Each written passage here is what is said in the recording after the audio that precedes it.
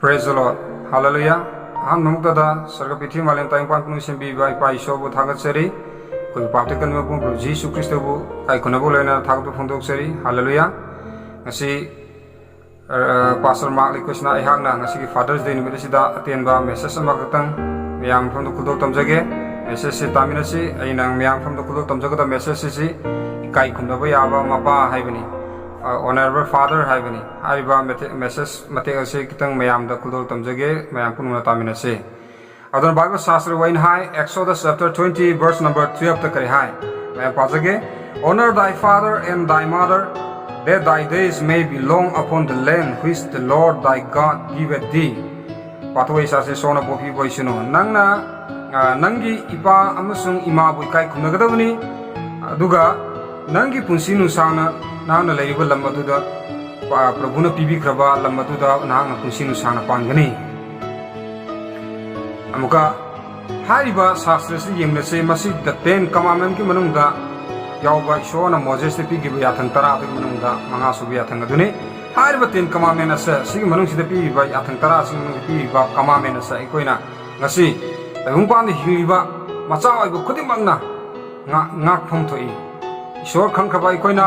aikogi ipa imabu ikai kunaba haibase isogi athangni adona isogi athang se ikoina ngakadabani isogi athang se ikoina ngaktarba taragadi ikoi punsinu sangna sida pangani haina haibase punsinu sangna pandabasu yai adona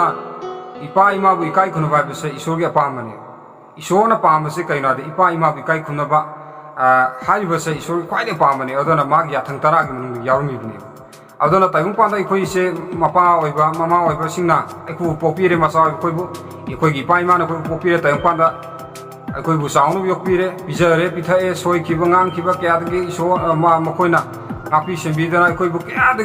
jok thak tana husi bu thambiri saunu yokom tanda kya warang mani ipa na imana ko senabi ba bijar bithak ba bije piron kaya gi sen gi awa ba kya mayang naraga ikoi bu saunu ngasi mi oina na ba ikoi tayung panda thambiri ine ado taragade ikoi gi popir ba ikoi gi pai masa ikoi na kaya mo ikai kunna thok bage habisu ikoi na wakal tawse adona bo Jesus Christ na su tayung panda ikoi gi pai masa ikai kunna gadabni habisa Matthew chapter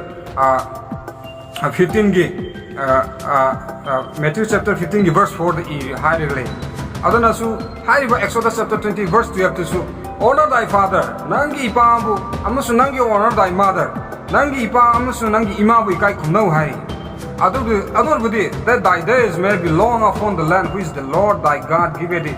Ibo Prabhuna Bibi Kravana Koi Lamatuda, Nana Punsinu Sana, Laigani, Hingani, Pangani, Habisineva. And they saw like what the Pibi Lam and Hana Label Amado, Hana Label Amado, Karai Manipuri, Karai Zigada, wherever in Manipur, wherever in India, wherever out in the countries.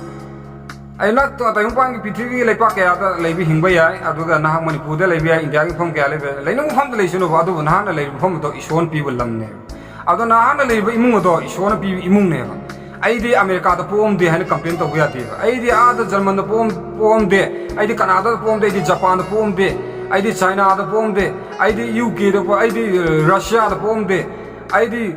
the France the poem they had a Nahana complaint of Viadi. Ishona no one the Naki Laigaba, I Hingada from the Ishona I could PV Cravani. Other PV Cravam from the Sida, I couldn't hinge, Punsishan hinge, Habitargade. Ishor Tazo Masamo and I couldn't hinge Habitargade. I could say Kadavutide. Ipa, Ima, I could Popiriba, Ipa, Amasu Ima, I could sound your Ipamo. Yam highly respect, highly honored of Womatai, have you seen the Bible Matungina? Amen. So, Adona, Ipaima, we kai no website, Shogi Pamani, Adur without a quick Punsi Sang, Nahan from the Hingani. Amen. Watang Pono, Yingmesi, scripture, and Tang Ying, Hajuk, Yingmesi,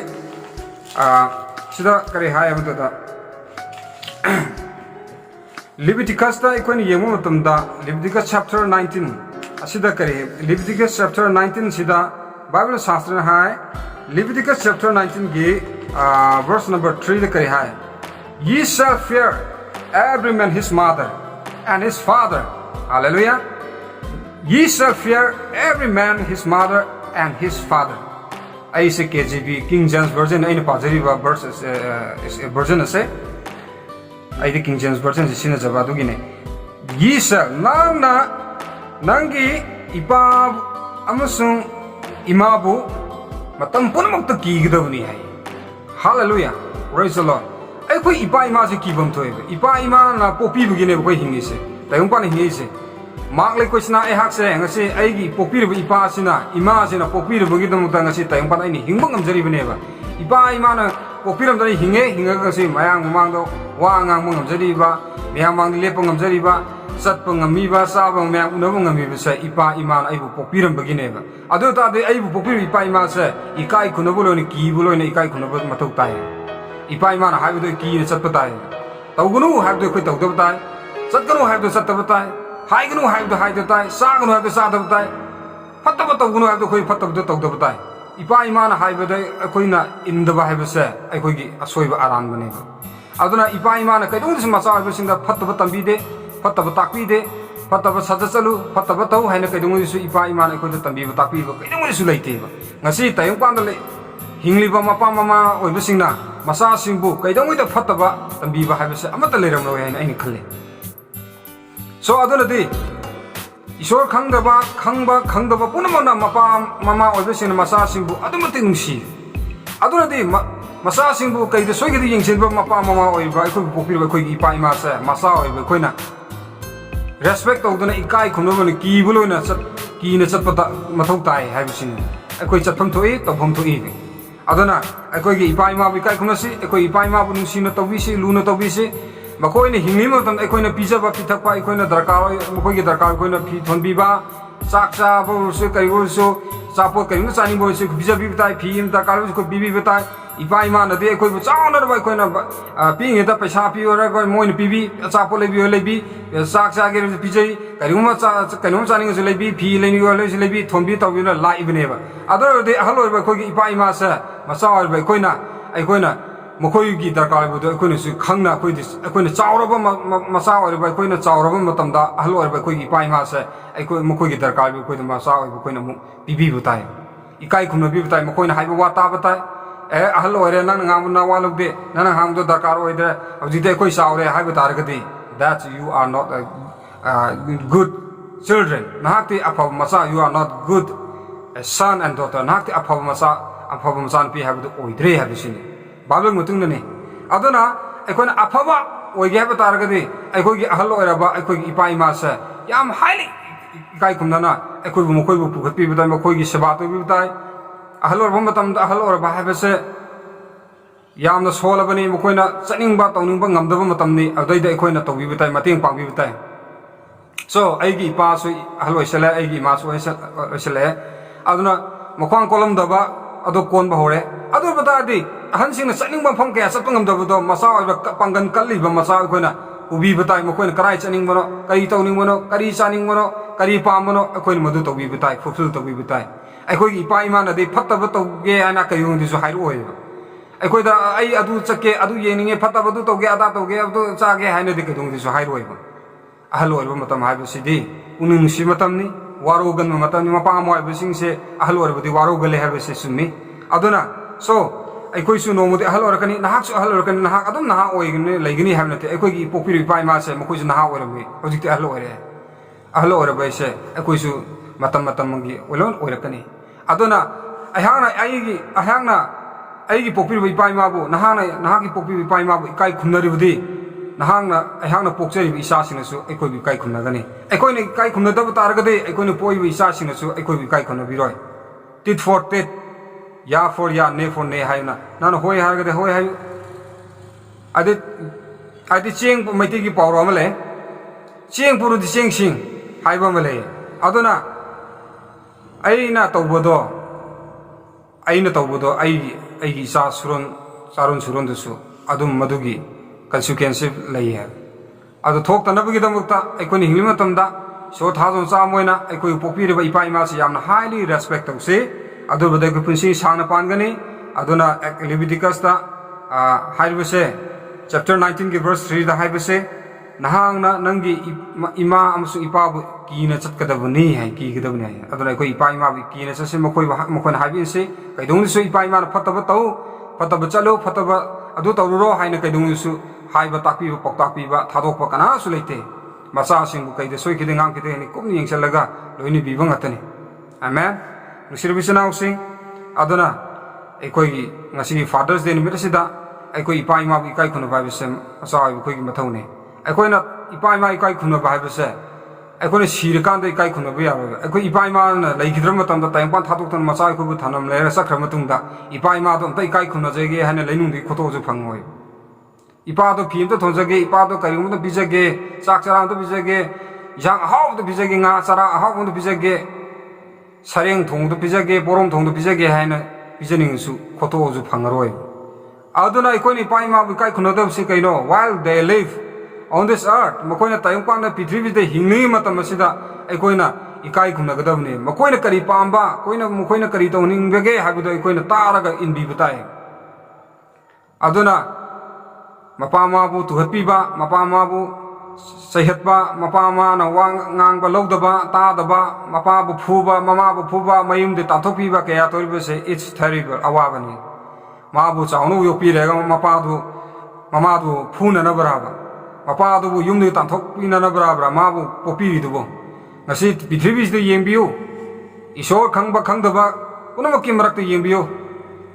Mapa Mamana Masabu, Wana Sano, Tabum Tarano, Pudna Poe Haraga, Kumlang, Mamagi, Kumlang, Laman Pitatana, Mapa Duna, Wan Honadana Sudano, Nasada, Mapa Man, Saga of the Masada, Pizza, Market of the Pizza, Carton, Pizza Pitaka, Vira, Yopiri Haraga, and Mohoina Saurakanda, Mapa Man, Hibi in Bagimuta, Mapa Magi, Mayok, Tabak Torotana. Lamsa Sajat select the Fatabalamsa select selectona, Sahid of Sinjak Saratona, the weight of a Tabakatona, Mapaman, Onzelaga, Kanaba, Sainava, Tining Angiba, Fu Zaiba, Tauri Basibo, Okoibu Sound of York Pogi, Mokoibu Pogi, Mahira.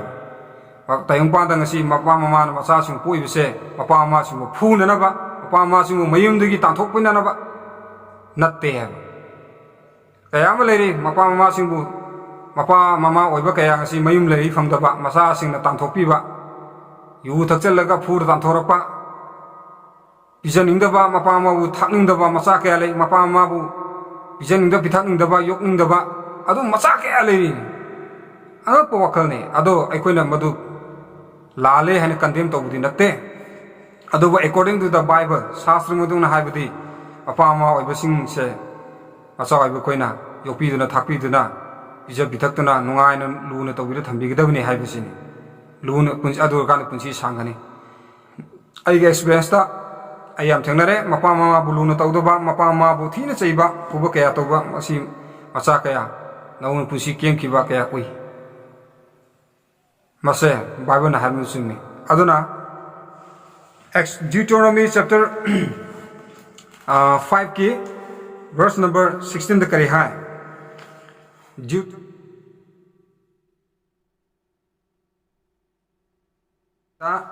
Honor thy father and thy mother, as the Lord thy God hath commanded thee, that thy days may be prolonged, and that it may go well with thee in the land which the Lord thy God giveth thee. Sidasu Sastra Waina Deuteronomy chapter 15 verse 16 to high. Nangi ipa amasu imabu ikai kunagadawni masi mapu ibuna pi kraba yathang aduni nakhoi de pi kraba yathang aduni hallelujah amen ador badi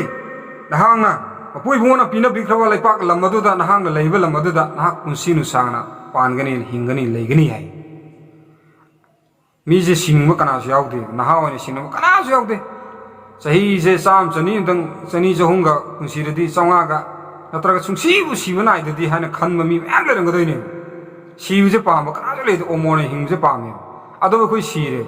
Ado Shivi Murksidamu, Shona equate the people Matamse. Hing Mu woman when he hingado Matamse, Sahi Chamakun, 120 years neighbor. 120 years Manusangasi. Nahakea, 30 years, 40 years, 50 years, 70 is Yo Yobungam Davida, Yo Davida. I'm talking to Shivi Yakulizika in Waitari. Equina Ishogi curse adune, Punsinu Sana Palangani Hagodo, Palactricari United. Equina Ipaima Kai Kunadabagi Madame Musune. Ipaima say, I'm the Kai Kunomotai. Ishor Kang the Vishot has the mission of Mapama, Father Ikai Kunan Lunasana to we will meet Mammalay. Aduna day, short Taza by Shok Kangava, Shomasa Kangava, and we show what Taza looks in Krava Equinadi. ꯀꯔꯤꯒꯤꯗꯃꯛꯇ ꯑꯩꯈꯣꯏꯒꯤ ꯄꯣꯛꯄꯤꯔꯤꯕ ꯏꯄꯥ ꯏꯃꯥꯕꯨ ꯍꯦꯟꯅ ꯂꯨꯅ ꯇꯧꯔꯣꯏꯗꯒꯦ ꯍꯥꯏꯕꯁꯤꯅꯤ ꯑꯗꯨꯅ ꯑꯩꯈꯣꯏꯒꯤ ꯏꯄꯥ ꯏꯃꯥꯁꯤ ꯌꯥꯝ ꯂꯨꯅ ꯇꯧꯐꯝ ꯊꯣꯛꯏ ꯑꯩꯈꯣꯏꯅ ꯏꯄꯥꯒ ꯅꯨꯡꯁꯤꯐꯝ ꯊꯣꯛꯏ ꯑꯩꯈꯣꯏ ꯄꯨꯟꯁꯤ ꯁꯥꯡꯅ ꯄꯥꯟꯒꯦ ꯍꯥꯏꯔꯕꯗꯤ ꯆꯧꯗꯥ ꯅꯧꯗꯥꯗꯨꯅ ꯆꯥꯎꯈꯠꯅ ꯃꯔꯥꯡ ꯀꯥꯏꯅ ꯌꯥꯏꯕꯤ ꯃꯔꯥꯡ ꯀꯥꯏꯅ ꯍꯔꯥꯎꯅ ꯅꯨꯡꯉꯥꯏꯐꯅ ꯄꯥꯟꯒꯦ ꯍꯥꯏꯕ ꯇꯥꯔꯒꯗꯤ ꯅꯍꯥꯛꯄꯨ ꯄꯣꯛꯄꯤꯔꯤꯕ ꯑꯩꯍꯥꯛꯄꯨ ꯄꯣꯛꯄꯤꯔꯤꯕ ꯏꯄꯥ ꯏꯃꯥ ꯑꯩꯈꯣꯏꯒꯤ ꯏꯄꯥ ꯏꯃꯥꯁꯦ ꯏꯀꯥꯏ ꯈꯨꯝꯅꯁꯦ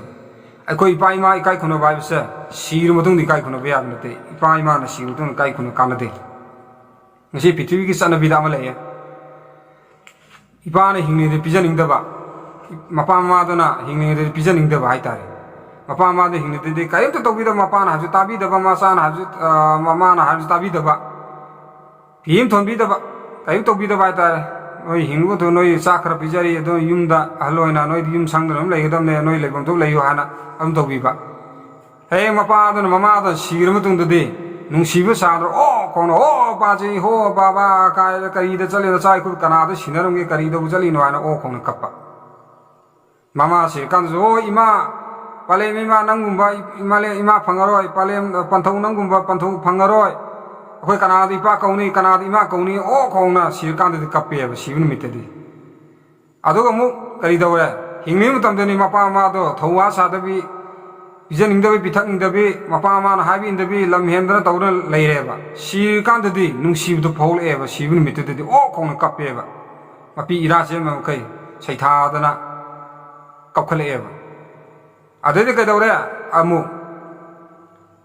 ꯁꯤꯕ ꯈꯛꯇꯗ ꯅꯠꯇꯅ ꯁꯤꯔ ꯃꯇꯨꯡꯗ ꯑꯃꯨꯛ ꯃꯌꯥꯝ ꯃꯥꯒ ꯇꯤꯟꯅꯔꯝꯕꯅꯦꯅ ꯑꯩꯈꯣꯏ ꯄꯥꯕꯒ ꯏꯃꯥꯒ ꯇꯤꯟꯅꯔꯝꯕꯅꯦꯅ ꯃꯥꯒꯤ ꯃꯔꯨꯞ ꯃꯄꯥꯡ ꯃꯌꯥꯝꯗ ꯕꯥꯇꯣꯟ ꯇꯧꯗꯅ ꯃꯌꯥꯝ ꯑꯃ ꯀꯧꯔꯦ ꯆꯥꯛꯀ ꯄꯤꯖꯗꯅ ꯆꯥꯛ ꯈꯥꯡꯗꯅ ꯑꯃꯨꯛ ꯅꯨꯡꯁꯤꯕ ꯁꯥ ꯅꯨꯡꯁꯤꯕ ꯎꯠꯇꯅ ꯑꯃꯨꯛ ꯃꯌꯥꯝ ꯑꯃ ꯇꯧꯔꯤꯕꯅꯦꯕ ꯃꯥꯁꯦ ꯍꯦꯄꯣꯀ꯭ꯔꯥꯏꯠꯁ ꯀꯧꯏ ꯑꯗꯨꯅ ꯑꯁꯤꯒꯨꯝꯕ ꯍꯦꯄꯣꯀ꯭ꯔꯦꯁꯤꯁꯤꯒꯤ ꯊꯕꯛꯁꯦ ꯕꯥꯏꯕꯜꯅ ꯁꯨꯛꯌꯥ ꯌꯥꯗꯦ ꯖꯤꯁꯨ ꯈ꯭ꯔꯤꯁꯇꯅ ꯁꯨꯛꯌꯥ ꯌꯥꯗꯦ ꯏꯁꯣꯔꯅ ꯌꯥꯗꯦ ꯑꯗꯨꯅ ꯍꯥꯏꯔꯤꯕ ꯍꯦꯄꯣꯀ꯭ꯔꯦꯁꯤꯒꯤ ꯊꯕꯛꯁꯦ ꯇꯣꯛꯁꯤ ꯑꯗꯨꯅ ꯏꯄꯥ ꯏꯃꯥꯁꯤꯗ ꯅꯨꯡꯁꯤꯕ ꯍꯥꯏꯕꯁꯦ ꯍꯤꯡꯂꯤ ꯃꯇꯝ ꯅꯨꯡꯁꯤꯅ ꯆꯥꯅ ꯂꯨꯅ ꯇꯧꯕꯤꯒꯗꯕꯅꯤ ꯃꯈꯣꯏꯅ ꯄꯥꯝꯕ ꯄꯤꯖ ꯄꯤꯊꯛ ꯇꯧꯕꯤꯒꯗꯕꯅꯤ ꯁꯤꯔ ꯃꯇꯨꯡꯗ ꯃꯤ ꯃꯌꯥꯝ ꯀꯧꯔ ꯆꯥꯛ ꯄꯤꯖꯕꯒꯤ ꯀꯜꯆꯔ ꯃꯈꯣꯏ ꯀꯥꯟꯅꯗꯦ ꯍꯤꯡꯂꯤꯉꯩꯗ ꯉꯥ ꯑꯃꯐꯥꯎ ꯉꯥ ꯀꯦꯖꯤ ꯑꯃꯐꯥꯎ ꯂꯩꯔ ꯄꯤꯖꯅꯤꯡꯗꯦ ꯑꯗꯒꯤ ꯑꯆꯥꯄꯣꯠ ꯂꯨꯄꯥ 5-10 ꯄꯤꯕ ꯑꯆꯥꯄꯣꯠ ꯂꯩꯔ ꯄꯤꯖꯅꯤꯡꯗꯦ ꯍꯩ ꯔꯥ ꯑꯍꯥꯎꯕ ꯁꯦꯝ ꯀꯣꯝꯂꯥ ꯂꯩꯗꯨꯐꯥꯎ ꯄꯤꯖꯅꯤꯡꯗꯦ ꯁꯤꯔ ꯃꯇꯨꯡꯗꯗꯤ ꯂꯨꯄꯥ 50-50 ꯂꯥꯛ ꯆꯪꯕ ꯁꯣꯔꯥꯠ ꯁꯣꯜꯂꯤ ꯂꯥꯛ ꯆꯪꯕ ꯃꯈꯩ ꯐꯤꯔꯣꯏ ꯁꯣꯟꯗꯅ ꯆꯥꯛ ꯄꯤꯖꯩ ꯃꯌꯥꯝ ꯀꯧꯔꯒ ꯄꯩꯁꯥ ꯃꯌꯥꯝ ꯇꯤꯡꯉꯦꯕ ꯍꯤꯡꯉꯩꯗꯗꯤ ꯏꯄꯥꯗꯨꯅ ꯆꯥꯍꯧꯗꯦꯕ ꯍꯤꯡꯉꯩꯗꯗꯤ ꯏꯃꯥꯗꯨꯅ ꯆꯥꯍꯧꯗꯦꯕ ꯁꯤꯔ ꯃꯇꯨꯡꯗ ꯏꯄꯥ ꯏꯃꯥꯒꯤ ꯃꯤꯡꯗ ꯃꯤ ꯃꯌꯥꯝ ꯆꯥꯛ ꯄꯤꯖꯕꯗ ꯀꯔꯤ ꯀꯥꯟꯅꯕꯒꯦ ꯃꯗꯣ ꯑꯐ ꯁꯥꯁꯤꯟꯅꯕ ꯅꯨꯡꯁꯤ ꯁꯥꯁꯤꯟꯅꯕ ꯀꯧꯏ ꯃꯗꯨꯒꯤ ꯀꯜꯆꯔꯗꯣ ꯑꯩꯈꯣꯏ ꯈ꯭ꯔꯤꯁꯇꯤꯌꯥꯟ ꯑꯣꯏꯕ ꯑꯩꯈꯣꯏꯅꯁꯨ ꯇꯧꯔꯣꯏꯗꯕꯅꯤ ꯅꯍꯥꯛꯀꯤ ꯏꯄꯥ ꯏꯃꯥꯗꯣ ꯍꯤꯡꯉꯩꯗ ꯄꯦꯟꯅ ꯄꯤꯖꯕꯤꯌꯨ ꯄꯦꯟꯅ ꯄꯤꯊꯛꯄꯤꯌꯨ ꯄꯦꯟꯅ ꯐꯤ ꯊꯣꯟꯕꯤꯌꯨ ꯃꯈꯣꯏ ꯄꯨꯛꯅꯤꯡ ꯍꯔꯥꯎꯅ ꯂꯩꯅꯅꯕ ꯑꯗꯨ ꯑꯣꯏꯕ ꯇꯥꯔꯗꯤ ꯏꯄꯥ ꯏꯃꯥꯗ ꯏꯀꯥꯏ ꯈꯨꯝꯅꯕꯅꯤꯅ ꯏꯄꯥ ꯏꯃꯥꯅꯁꯨ ꯑꯩꯈꯣꯏꯒꯤ ꯗꯛꯇ ꯃꯔꯥꯡ ꯀꯥꯏꯕ ꯕꯣꯔ ꯄꯤꯕꯤꯒꯅꯤ ꯅꯨꯡꯉꯥꯏ ꯐꯅ ꯄꯥꯟꯒꯅꯤ ꯑꯩꯈꯣꯏꯁꯨ ꯆꯥꯎꯈꯠꯅ ꯍꯤꯡꯒꯅꯤ ꯑꯃꯦꯟ ꯍꯜꯂꯦꯂꯨꯌꯥ ꯑꯗꯨꯅ ꯏꯀꯥꯏ ꯈꯨꯝꯅꯕ ꯍꯥꯏꯕꯁꯦ ꯇꯧꯁꯤꯟꯅꯕ ꯌꯥꯕ ꯅꯠꯇꯦ ꯆꯤꯟꯕꯥꯟ ꯊꯣꯡꯗ ꯏꯄꯥ ꯏꯃꯥ ꯅꯨꯡꯁꯤ ꯍꯥꯏꯅ ꯑꯩꯈꯣꯏ ꯐꯦꯁꯕꯨꯛꯇ ꯃꯌꯥꯝ ꯊꯥꯒꯠꯂꯤ ꯋꯥꯆꯞꯇ ꯑꯩꯈꯣꯏ ꯋꯤꯁ ꯄꯤꯅꯩ ꯗꯦꯠꯁ ꯒꯨꯗ ꯋꯤꯁ ꯄꯤꯅꯕꯤꯕ ꯃꯄꯥ ꯃꯃꯥ ꯑꯣꯏꯕ ꯄꯨꯛꯅꯤꯡꯗ ꯃꯆꯥꯁꯤꯡꯅ ꯏꯄꯥ ꯏꯃꯥ ꯃꯃꯥ ꯃꯄꯥ ꯑꯣꯏꯕ ꯑꯩꯈꯣꯏꯕꯨ ꯏꯆꯥꯁꯤꯡꯁꯤꯅ ꯏꯀꯥꯏ ꯈꯨꯝꯅꯩꯀꯣ ꯅꯨꯡꯁꯤꯀꯣ ꯍꯥꯏꯅ ꯋꯤꯁ ꯄꯤꯕ ꯈꯣꯠꯄ ꯑꯗꯨ ꯇꯥꯔꯒꯕꯨꯗꯤ ꯍꯔꯥꯎꯋꯦ ꯊꯕꯛ ꯑꯣꯏꯕꯗꯨꯅꯦꯕ ꯊꯕꯛ ꯑꯣꯏꯅ ꯇꯧꯕꯗꯨꯅꯦꯕ ꯈ꯭ꯋꯥꯏ ꯃꯔꯨ ꯑꯣꯏꯔꯤꯕꯁꯦ ꯐꯦꯁꯕꯨꯛꯇ ꯑꯩꯈꯣꯏ ꯋꯤꯁ ꯄꯤꯔꯒ ꯐꯥꯗꯔꯁ ꯗꯦ ꯅꯨꯃꯤꯠ ꯈꯛꯇꯗ ꯋꯤꯁ ꯄꯤꯕ ꯐꯥꯗꯔꯁ ꯗꯦ ꯅꯨꯃꯤꯠ ꯈꯛꯇꯗ ꯑꯩꯈꯣꯏ ꯏꯄꯥ ꯏꯃꯥꯕꯨ ꯏꯀꯥꯏ ꯈꯨꯝꯅꯕ ꯑꯗꯨ ꯅꯠꯇꯦꯕ ꯗꯔꯀꯥꯔ ꯑꯣꯏꯔꯤꯁꯦ ꯅꯨꯡꯇꯤꯃꯛꯀꯤ everyday we have to respect our fathers and mothers ꯑꯩꯈꯣꯏꯒꯤ ꯏꯄꯥ ꯏꯃꯥꯁꯦ ꯅꯨꯡꯇꯤꯒꯤ ꯏꯀꯥꯏ ꯈꯨꯝꯅꯒꯗꯕꯅꯦꯕ ꯃꯤꯀꯨꯞ ꯄꯨꯡꯆꯥ ꯈꯨꯗꯤꯡꯒꯤ ꯃꯈꯣꯏꯅ ꯍꯥꯏꯕ ꯇꯥꯒꯗꯕꯅꯤ ꯃꯈꯣꯏꯅ ꯍꯥꯏꯕ ꯏꯟꯒꯗꯕꯅꯦꯕ ꯍꯧꯈꯤꯕ ꯆꯌꯣꯜꯗ ꯑꯩꯈꯣꯏ ꯃꯥꯗꯔꯁ ꯗꯦ ꯄꯥꯡꯊꯣꯛꯈ꯭ꯔꯦ ꯉꯁꯤꯁꯦ ꯑꯃꯨꯛ ꯑꯩꯈꯣꯏ ꯐꯥꯗꯔꯁ ꯗꯦ ꯄꯥꯡꯊꯣꯛꯏꯕ ꯑꯗꯨꯅ ꯐꯥꯗꯔꯁ ꯗꯦ ꯅꯨꯃꯤꯠ ꯈꯛꯇꯗ ꯏꯄꯥꯕꯨ ꯅꯨꯡꯁꯤꯕ ꯁꯥꯗꯅ ꯑꯩꯈꯣꯏ ꯃꯌꯥꯝ ꯋꯤꯁ ꯄꯤꯔꯒ ꯐꯣꯇꯣ ꯊꯥꯒꯠꯇꯅ ꯇꯧꯕ ꯂꯣꯏꯔꯀꯥꯟꯗ ꯏꯄꯥ ꯏꯃꯥ ꯀꯥꯎꯕ ꯏꯄꯥ ꯏꯃꯥ ꯊꯧꯁꯥꯗ ꯃꯋꯥ ꯂꯧꯗꯦ ꯏꯄꯥ ꯗꯔꯀꯥꯔ ꯑꯣꯏꯗꯦ ꯍꯥꯏꯕ ꯑꯁꯤꯒꯨꯝꯕ ꯂꯩꯇꯕ ꯅꯠꯇꯦꯕ ꯃꯥꯗꯔꯁ ꯗꯦ ꯂꯥꯛꯄ ꯅꯨꯃꯤꯠꯇ ꯏꯃꯥꯕꯨ ꯌꯥꯝ ꯅꯨꯡꯁꯤꯅ ꯀꯣꯟꯗꯅ ꯐꯣꯇꯣ ꯀꯥꯞꯃꯤꯟꯅꯕ ꯊꯥꯒꯠꯄ ꯃꯌꯥꯝ ꯈꯪꯖꯅꯨ ꯍꯥꯏꯅ ꯃꯗꯨꯒꯤ ꯅꯨꯡꯁꯤꯕꯗꯣ ꯃꯗꯨ ꯅꯠꯇꯦꯕ ꯏꯁꯣꯔꯅ ꯄꯥꯝꯃꯤꯁꯦ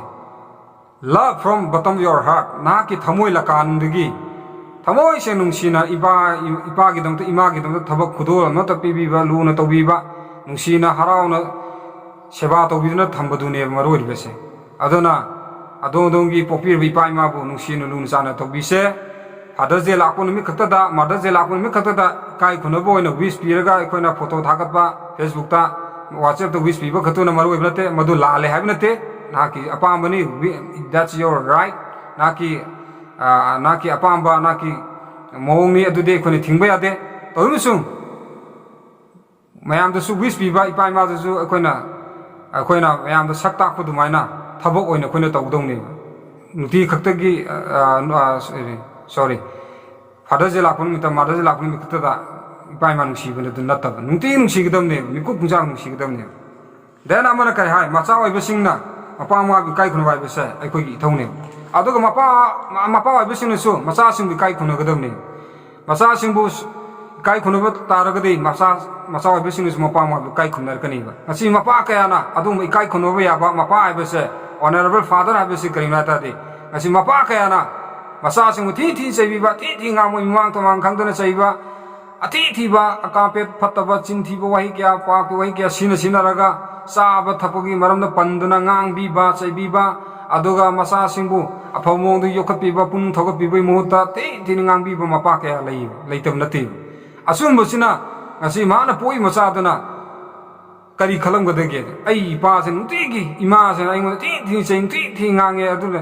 ai na mo bu kamai nusi duna phawro pata adu gi mapa mama do ikai khunwe aba honorable father honorable mother habi ikai khunwe aba mapa mama habi do natti